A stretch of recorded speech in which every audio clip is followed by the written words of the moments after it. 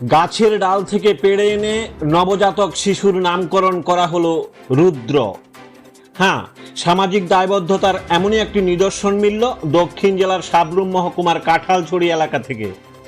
দক্ষিণ ত্রিপুরার চাইল্ডলাইন, শিশু কল্যাণ দপ্তর, স্বাস্থ্য দপ্তর এবং প্রশাসনের সার্বিক প্রচেষ্টায় এক নবজাতককে উদ্ধার করার পর ভবিষ্যৎ সুরক্ষার জন্য আজ শনিবার দায়িত্ব নিল উদয়পুরের শিশুগৃহ কর্তৃপক্ষ।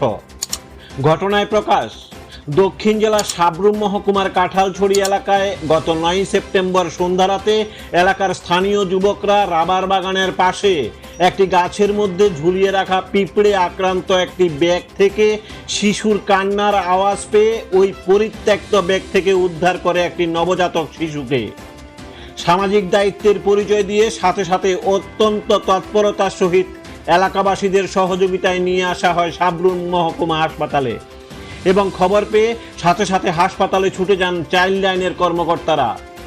উন্নত চিকিৎসার জন্য শিশুটিকে সাবরুম হাসপাতাল থেকে স্থানান্তরিত করা হয় শান্তিরবাজার জেলা হাসপাতালে।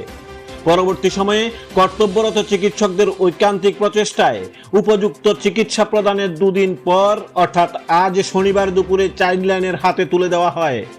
পরবর্তী সময়ে চাইল্ড লাইন কর্তৃপক্ষ অত্যন্ত তৎপরতার সহিত চাইল্ড ওয়েলফেয়ার কমিটির হাতে তুলে দিয়ে শিশুটির ভবিষ্যৎ সুরক্ষার জন্য তড়িঘড়ি শিশুগৃহে পাঠানোর আর্জি জানালে দক্ষিণ জেলা চাইল্ড ওয়েলফেয়ার কমিটির চেয়ারম্যান লক্ষণ মালাকার তৎক্ষণাৎ গাইডলাইন অনুযায়ী ব্যবস্থাপনার মাধ্যমে শিশুটিকে উদয়পুর শিশুগৃহে হস্তান্তর করে দেন। প্রসঙ্গত, এই সামাজিক দায়িত্ব পূরণে যাদের আন্তরিক অবদান রয়েছে তাদের যৌথ উপস্থিতিতে এই নবজাতকের নামকরণ করা হয় রুদ্র।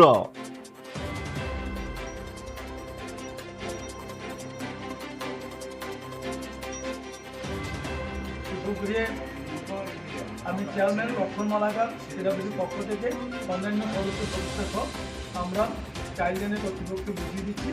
চাইল্ড লাইন অত্যন্ত যত্ন সহকারে এই বাচ্চাকে শিশুকে শিশুগৃহে পৌঁছে দেবেন। আমরা